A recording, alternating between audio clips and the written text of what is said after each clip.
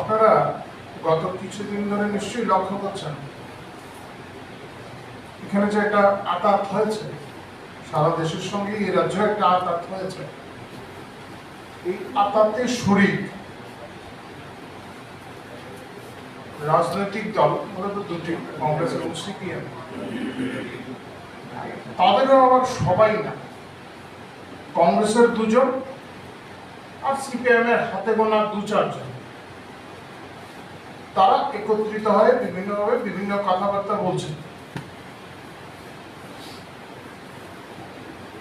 তাদের সঙ্গে তাদের যে সংশ্লিষ্ট দলের সবাই আছেন, ব্যাপারটা কিন্তু এমন না, এবং আপনারা সেগুলি প্রত্যক্ষ করছেন। সর্বত্রই এই 2-4 জনকেই দেখা যাচ্ছে। তারা যে বক্তব্যগুলি রাখছেন তাদের মধ্যে একটা গুরুত্বপূর্ণ বিষয় হলো গণতন্ত্র। গণতন্ত্র রক্ষার লড়াইয়ে তারা নেমেছেন, বারংবারই বলছেন। গতকালকেও আমরা দেখলাম তারা এই গণতন্ত্রের রক্ষার কথা বলছেন। গণতন্ত্রের ব্যাখ্যাটা কি? তাদের কাছে গণতন্ত্রের ব্যাখ্যাটা কি? তারা তো একসময় একে অপরের বিরুদ্ধে গণতন্ত্র রক্ষার লড়াইয়ের কথা বলেছেন একে অপরের বিরুদ্ধে। এখন কোন গণতন্ত্রের কথা বলছেন? তারা স্বার্থ রক্ষার লড়াই। এটাকে তারা যদি স্বার্থ রক্ষার লড়াই বলতেন তাহলে স্পষ্ট হতো।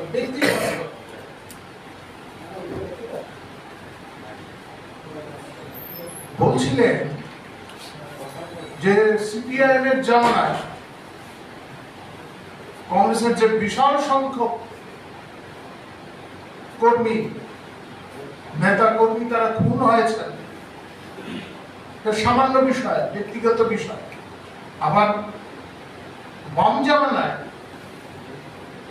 যারা খুন হয়েছেন সেটা কোনো দলীয় বিষয় না, বা এর সঙ্গে এটা বিচ্ছিন্ন ঘটনা। আজকে তাদের মনে হচ্ছে সেগুলি বিচ্ছিন্ন ঘটনা। এখন কথা হলো, যারা ক্ষতিগ্রস্ত হয়েছিলেন সে সময় তারা তা মেনে নেবেন কিনা? যারা ক্ষতিগ্রস্ত হয়েছেন আমরা তাদের ব্যথাকে জাগিয়ে তুলতে আমরা চাইছি না, তাদের ব্যথা আমরা জাগিয়ে তুলতে চাইছি। কিন্তু সত্যটা যে বিষয়টা কি, সত্যটা কি তা বলা প্রয়োজন।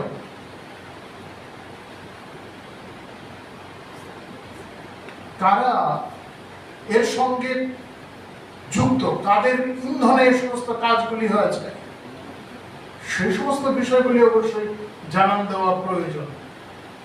এগুলি থেকে তা স্পষ্ট হয়ে যাবে।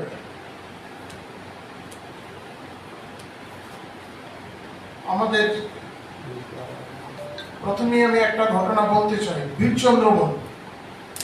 বীরচন্দ্রমোহনের ঘটনা, জোট আমলের কথা। আপনারা, আমি মোটামুটি কিছু তথ্য প্রমাণ নিয়ে এসেছি। 14 অক্টোবরের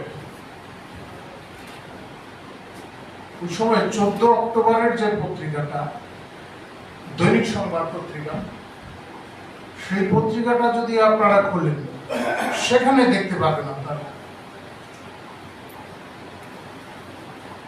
তৎকালীন সময় আইনমন্ত্রী ছিলেন সমীর রঞ্জন বর্মন। তিনি ওনার বিবৃতিটা ছাপা হয়েছে। শ্রীরাম পাল জনরোষের বলি, বিচার বিভাগীয় তদন্তের নির্দেশও দেওয়া হয়েছে। আজকে শ্রীরাম পাল হত্যার পরিপ্রেক্ষিতে যারা ক্ষতিগ্রস্ত হয়েছিলেন, ঝর্ণা পাল দাশগুপ্ত, তিনি কি মনে করেন জনরোষে বলি হয়েছে? তিনি কি মনে করেন যে এর সঙ্গে কংগ্রেসের নেতাদের ইন্ধন ছিল না?